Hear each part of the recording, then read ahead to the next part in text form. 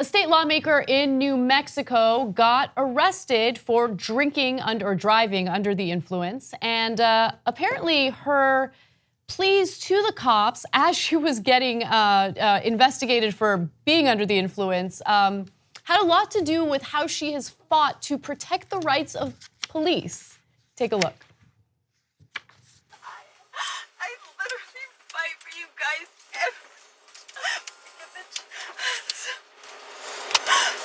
Well, that doesn't make it okay to drink and drive. I'm not drinking and driving. Okay. I fight for you guys every time I get the chance. So many people tell me that you guys treat people like and I didn't believe it. I'm not treating you poorly at all. You guys treat people of color like I always stand up for you guys.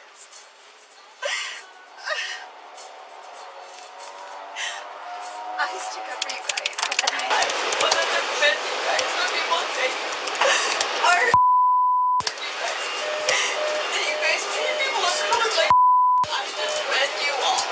I say that there's no way you guys have a reason for treating people the way that you do. Oh. Like I'm the one that does that.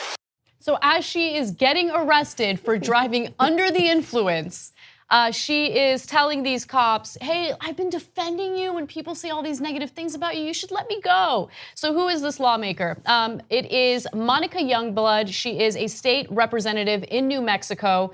This occurred in Albuquerque. Apparently, she was driving and happened to go through a police checkpoint. She did several field sobriety tests and failed them. She refused to do a breathalyzer test, and she was promptly arrested as a result of driving under the influence. But since she is a person in a position of power, she did not spend the night behind bars, which most people do if they're caught drinking and driving. She was there for about 30 minutes and was able to leave after that. All right, that piece of video was amazing. There was a woman saying, I let you guys be racist and you're still going to arrest me? She says, you know, people criticize you for being against people of color, but I let you, I defend you. I let you be racist and you're still gonna arrest me? Yeah. So now look, I wanna give credit to the cops here. Yes. Two things, one, body cams and the video cameras worked. If she had used her power later and they didn't have video of it, maybe she could have lied about what the cops said, right? That's right. But body cam showed exactly, the cops were right. She was saying that stuff, okay? And they did not play favorites and they did the right thing, okay? And of course she's a Republican, and shocking, I know. And then here's another great part of this story. She had introduced legislation that, thank God, was unsuccessful, especially for herself. She's probably thinking, ooh, dodged the bullet on that one. That would have prohibited the release of people suspected of aggravated DWI like herself on their own recognizance. So, hey, lock them up, right? Lock them up when it's you. But I let you be racist. Hey, why did you refuse a sobriety test if you were sober? Why were you crying if they pulled me over for drinking and I haven't been drinking? I'll take the test. And why would I be crying? Actually, she did address that in a statement that she later gave to the press. As a legislator, I have always taken drinking and driving seriously. While I regret the situation altogether, I most definitely regret not taking the breathalyzer test. I look forward to bringing this matter to a swift and just conclusion. So it appears that she's denying that she was driving under the influence. Whatever. And she wishes she took the breathalyzer to prove that she wasn't. No, but yeah. No, that's not how it works. Yeah. You don't take the breathalyzer only under one circumstance, if you're drunk and really, really drunk. Okay, if you think you're even on the border, you'll take it just in case you pass, because the court concludes that if you don't take the breathalyzer, that means you were guilty. And she's a legislator, she knows that. She's proposed legislation about drinking and driving, and I will give her credit. She does take it seriously. She's a serious drunk driver. So I wanted to just comment on the hypocrisy because, as you mentioned, she is a more right-wing state lawmaker who wants stricter penalties for those who are caught drinking and driving. And I feel like this story is illustrative of what we see of people on the right on a regular basis. They want these draconian laws to be passed because they think of everyone as the others, right? The criminals, the people that should be behind bars. We want to be tough on crime. But they never reflect on their own actions because they feel that they're above the law, they're untouchable. Of course I'm gonna drink and get behind the wheel. By the way, drinking and driving is one of the most I take that seriously. I know people who have either lost family members as a result of drunk drivers, or I know a friend who lost her life because someone was drinking and driving, crashed into her car while she was on her way home.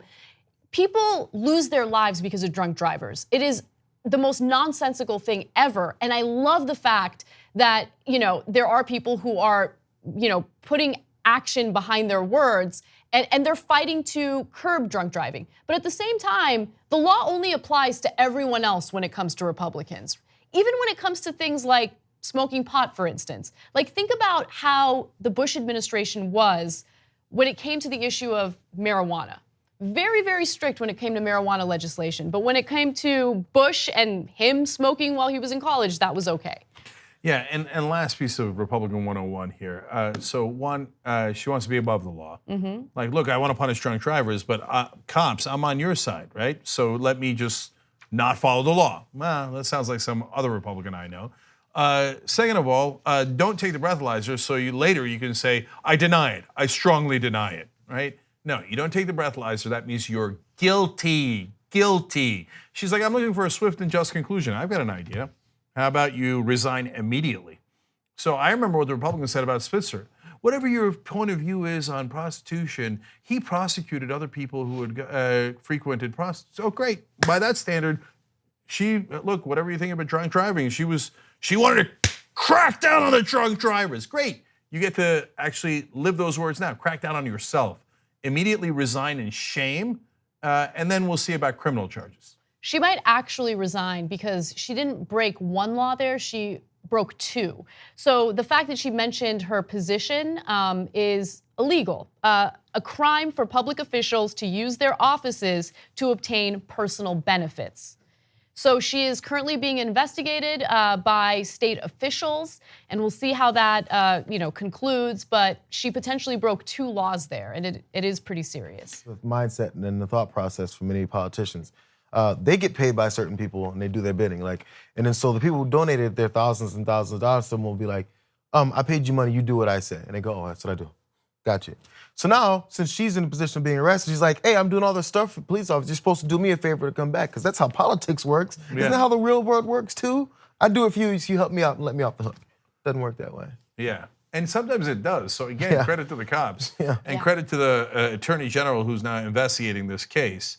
The only thing I have left to say is lock her up. Lock her up. If you did the drunk driving, you think they wouldn't lock you up? You would spend the night in jail. You would. That's what happens. Let alone what else would happen. 2 easy ways to follow the Young Turks. One is hit the subscribe button down below.